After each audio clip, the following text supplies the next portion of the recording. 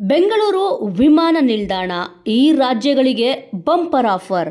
ಇನ್ನು ಬೆಂಗಳೂರು ಎರಡನೇ ವಿಮಾನ ನಿಲ್ದಾಣದ ಬಗ್ಗೆ ರಾಜ್ಯ ಕಾಂಗ್ರೆಸ್ ಸಚಿವರಲ್ಲೇ ಪೈಪೋಟಿ ಹೆಚ್ಚಳವಾಗಿದೆ. 5 ಪ್ರಭಾವಿ ಸಚಿವರು ಹಾಗೂ ಶಾಸಕರ ಪೈಪೋಟಿ ಜೋರಾಗಿದೆ. ಇದರ ನಡುವೆ ಬೆಂಗಳೂರಿನ ಎರಡನೇ ಅಂತಾರಾಷ್ಟ್ರೀಯ ವಿಮಾನ ನಿಲ್ದಾಣದಿಂದ ಯಾವೆಲ್ಲ ಭಾಗದವರಿಗೆ ಲಾಭವಾಗಲಿದೆ ಎನ್ನುವ ಲೆಕ್ಕಾಚಾರವು ಜೋರಾಗಿಯೇ ನಡೆದಿದೆ. ಬೆಂಗಳೂರಿನ ಎರಡನೇ ಅಂತಾರಾಷ್ಟ್ರೀಯ ವಿಮಾನ ನಿಲ್ದಾಣ ನಿರ್ಮಾಣದಿಂದಾಗಿ ಕೇವಲ ಕರ್ನಾಟಕಕ್ಕೆ ಮಾತ್ರವಲ್ಲ, ಈ ರಾಜ್ಯಗಳಿಗೂ ಲಾಭವಾಗಲಿದೆ ಎನ್ನುವ ಲೆಕ್ಕಾಚಾರ ಜೋರಾಗಿದೆ. ಹೌದು ವೀಕ್ಷಕರೇ, ಇದೀಗ ಬೆಂಗಳೂರಿನ ಎರಡನೇ ಅಂತಾರಾಷ್ಟ್ರೀಯ ವಿಮಾನ ನಿಲ್ದಾಣ ನಿರ್ಮಾಣದಿಂದಾಗಿ ಬೆಂಗಳೂರಿನ ದಕ್ಷಿಣ ಭಾಗದಲ್ಲಿ ರಿಯಲ್ ಎಸ್ಟೇಟ್ಗೆ ಬಂಪರ್ ಆಫರ್ಗಳು ಬಂದಿದೆ. ಇನ್ನು ಈ ಭಾಗದಲ್ಲಿ ಜನ ಭೂಮಿ ಮಾರಾಟ ಮಾಡುವುದಕ್ಕೆ ಬ್ರೇಕ್ ಹಾಕಿದ್ದಾರೆ. ಹೌದು ವೀಕ್ಷಕರೇ, ಬೆಂಗಳೂರು ಎರಡನೇ ಅಂತಾರಾಷ್ಟ್ರೀಯ ವಿಮಾನ ನಿಲ್ದಾಣ ನಿರ್ಮಾಣಕ್ಕೆ 3 ಜಾಗಗಳನ್ನು ಶಾರ್ಟ್ ಲಿಸ್ಟ್ ಮಾಡಲಾಗಿದೆ. ಇನ್ನು ಈ ಜಾಗಗಳಲ್ಲಿ ಭೂಮಿಗೆ ಬಂಗಾರದ ಬೆಲೆ ಬಂದಿದೆ. ಈ ಭಾಗದಲ್ಲಿ ವಿಮಾನ ನಿಲ್ದಾಣ ನಿರ್ಮಾಣದಿಂದ ಕನಕಪುರ, ಕುಣಿಗಲ್, ಬಿಡದಿ ಮಾರ್ಗದಲ್ಲಿ ಆಸ್ತಿದಾರರಿಗೆ 2 ಮಾದರಿಯಲ್ಲಿ ಲಾಭವಾಗಲಿದೆ ಎಂದು ಹೇಳಲಾಗಿದೆ. ಒಂದು, ಈ ಭಾಗದಲ್ಲಿ ಆಸ್ತಿದಾರರ ಜಾಗವನ್ನು ಸರ್ಕಾರವು ಖರೀದಿ ಮಾಡಿ ಭೂಮಿಗೆ ಬೆಲೆ ನಿಗದಿ ಮಾಡುವ ಅವಕಾಶ ಸಿಗಬಹುದು. ಇಲ್ಲವೇ ಆಸ್ತಿದಾರರ ಸುತ್ತಮುತ್ತಲಿನ ಪ್ರದೇಶದಲ್ಲಿ ಆಸ್ತಿಗೆ ಒಳ್ಳೆಯ ಬೆಲೆ ಬರಲಿದೆ.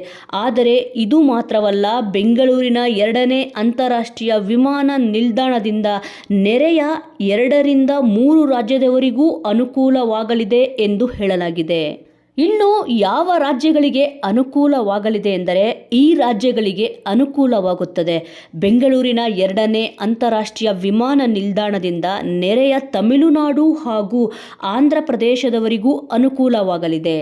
ಇನ್ನು ಈ ವಿಷಯ, ಎರಡನೇ ಅಂತಾರಾಷ್ಟ್ರೀಯ ವಿಮಾನ ನಿಲ್ದಾಣ ವಿಷಯ ಚರ್ಚೆಯ ಮನ್ನಣೆಗೆ ಬಂದಾಗಿನಿಂದಲೂ ಚರ್ಚೆಯಾಗುತ್ತಿದೆ. ಇದೀಗ 3 ಜಾಗಗಳನ್ನು ಶಾರ್ಟ್ ಲಿಸ್ಟ್ ಮಾಡಿ ಕೇಂದ್ರ ತಂಡ ಅಧ್ಯಯನ ಮಾಡಿರುವ ಸಂದರ್ಭದಲ್ಲಿ ಇನ್ನಷ್ಟು ಚರ್ಚೆಯಾಗುತ್ತಿದೆ. ಬೆಂಗಳೂರಿನಲ್ಲಿ ದಕ್ಷಿಣ ಭಾರತದ ವಿವಿಧ ರಾಜ್ಯಗಳ ಜನ, ಉತ್ತರ ಭಾರತೀಯ ಹಾಗೂ ವಿದೇಶಿಗರು ಸಹ ನೆಲೆಸಿದ್ದಾರೆ. ಇದೀಗ ಎಲ್ಲರಿಗೂ ಎರಡನೇ ಅಂತಾರಾಷ್ಟ್ರೀಯ ವಿಮಾನ ನಿಲ್ದಾಣದಿಂದ ಲಾಭವಾಗಲಿದೆ. ಬೆಂಗಳೂರು ಎರಡನೇ ವಿಮಾನ ನಿಲ್ದಾಣ ಸ್ಥಳ ಪೈಪೋಟಿ. ಇನ್ನು ಬೆಂಗಳೂರಿನ ಎರಡನೇ ಅಂತಾರಾಷ್ಟ್ರೀಯ ವಿಮಾನ ನಿಲ್ದಾಣದ ಜಾಗ ಆಯ್ಕೆಯ ಬಗ್ಗೆ ಕರ್ನಾಟಕ ಕಾಂಗ್ರೆಸ್ ನಾಯಕರಲ್ಲೇ ಪೈಪೋಟಿ ಎದುರಾಗಿದೆ.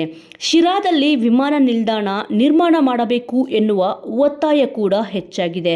ಇನ್ನು ಬೆಂಗಳೂರಿನ ದಕ್ಷಿಣ ಭಾಗದಲ್ಲಿ ವಿಮಾನ ನಿಲ್ದಾಣ ನಿರ್ಮಾಣ ಮಾಡಿದರೆ ಉತ್ತರ ಕರ್ನಾಟಕಕ್ಕಿಂತಲೂ ತಮಿಳುನಾಡಿನ ಜನರಿಗೆ ಹೆಚ್ಚಿನ ಲಾಭವಾಗಲಿದೆ ಎಂದು ಹೇಳಲಾಗುತ್ತಿದೆ. ಇನ್ನು ಈ ವಿಚಾರವನ್ನು ವಿಧಾನಸಭೆಯ ವಿರೋಧ ಪಕ್ಷದ ಉಪನಾಯಕ ಅರವಿಂದ ಅವರು ಸಹ ಈ ಹಿಂದೆಯೇ ಪ್ರಸ್ತಾಪಿಸಿದ್ದರು. ಇದೀಗ ಬೆಂಗಳೂರಿನ ದಕ್ಷಿಣ ಭಾಗದಲ್ಲಿಯೇ ಜಾಗವನ್ನು ಶಾರ್ಟ್ ಲಿಸ್ಟ್ ಮಾಡಲಾಗಿದ್ದು ಬೇರೆ ರಾಜ್ಯದವರಿಗೆ ಅನುಕೂಲವಾಗಲಿದೆ ಎಂದು ಹೇಳಲಾಗಿದೆ. ವೀಕ್ಷಕರೇ, ಈ ವಿಚಾರದ ಬಗ್ಗೆ ನಿಮ್ಮ ಅನಿಸಿಕೆ, ಅಭಿಪ್ರಾಯ ಏನಿದೆ ಎಂಬುದನ್ನು ತಪ್ಪದೆ ಕಮೆಂಟ್ ಮೂಲಕ ತಿಳಿಸಿ. ಮುಂದಿನ ವಿಡಿಯೋದೊಂದಿಗೆ ಮತ್ತೆ ಸಿಗೋಣ.